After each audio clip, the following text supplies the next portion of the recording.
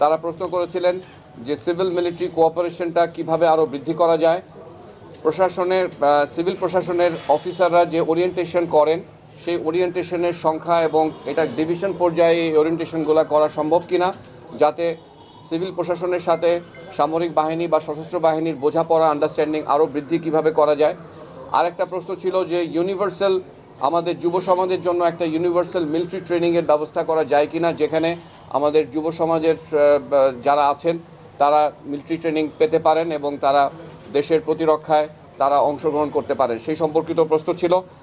তাদের নিজ নিজ জেলায় কয়েকটি জেলায় তারা বিশেষ অভিযান পরিচালনা করতে চান সন্ত্রাসীদের বিরুদ্ধে, রিমোট জায়গায় ইনঅ্যাক্সেসেবল বা চর এলাকায় যেখানে হয়তো বেশি পরিমাণ ফোর্স দরকার বা বেশি পরিমাণ লজিস্টিক্স নিয়ে যেতে হবে, এই ধরনের এলাকায় তারা অভিযান পরিচালনা করতে চান, সেই সম্পর্কিত প্রশ্ন ছিল। বাংলাদেশ নেভির কাছে প্রশ্ন ছিল যে কিভাবে জাটকা বিরোধী অভিযানে বা আমাদের যে নদীতে যে সম্পদ আছে সেই সম্পদ রক্ষায় তারা কিভাবে আরও ওতপ্রোতভাবে সিভিল প্রশাসনকে সহায়তা করতে পারেন, সেই সম্পর্কিত প্রশ্ন ছিল। আমাদের সেনাবাহিনীর জন্য আরও প্রশ্ন ছিল যে পার্বত্য চট্টগ্রামে কুকিচিন ন্যাশনাল আর্মি বা কুকিচিন ন্যাশনাল ফ্রন্ট যে সন্ত্রাসী কর্মকাণ্ড পরিচালনা করছে, সেটার কারণে সেখানে কয়েকটি উপজেলায় পর্যটন শিল্প ব্যাহত হচ্ছে এবং এই পর্যটন শিল্প ব্যাহত হওয়ার কারণে সেখানকার ইয়াং জেনারেশন তারা কাজ হারাচ্ছে, চাকরি হারাচ্ছে এবং তারা সন্ত্রাসের দিকে ঝুঁকে যাচ্ছে। সেখান থেকে কিভাবে উত্তরণ করতে পারি সেই সম্পর্কিত প্রশ্ন ছিল। এখন এমনই ফুরফুরে মনে থাকবে সবাই। বসুন্ধরা টয়লেট্রিজ, ফুরফুরে মন সারাক্ষণ। তাদের দু একটি জেলায় সেখানে অস্ত্র এবং গোলা বারুদ যেগুলো নষ্ট হয়ে গেছে সেগুলো কিভাবে ধ্বংস করা যায় তাড়াতাড়ি, সেটার ব্যবস্থার সম্পর্কিত প্রশ্ন ছিল। এবং আগ্নেয়াস্ত্র গোলা বারুদ ধ্বংস সম্পর্কিত প্রশ্ন যেটা আমি বললাম, সিভিল মিলিটারি রিলেশনস, এই ধরনের বেশ কিছু গুরুত্বপূর্ণ প্রশ্ন তারা উত্থাপন করেছিলেন এবং আমাদের প্রিন্সিপাল স্টাফ অফিসার, আমাদের assistant chief of Naval staff, assistant chief of air staff, তারা এগুলোর উত্তর দিয়েছেন এবং পরিশেষে আমি একটা সমাপনী বক্তব্য দিয়েছি। তো এটাই ছিল মোটামুটিভাবে আজকের প্রতিপাদ্য বিষয়।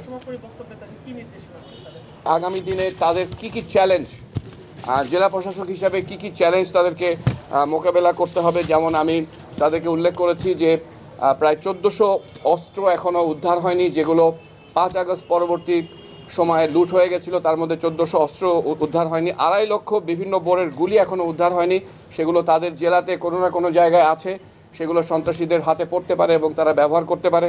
আমি উল্লেখ করেছি যে স্বৈরাচার এবং তাদের দোসররা বিভিন্ন জায়গায় সংগঠিত হচ্ছে এবং কর্মসূচি দিচ্ছে এবং তারা দেশকে একটা অরাজকতার দিকে নিয়ে যেতে পারে, সে ব্যাপারে তাদেরকে সজাগ থাকতে হবে।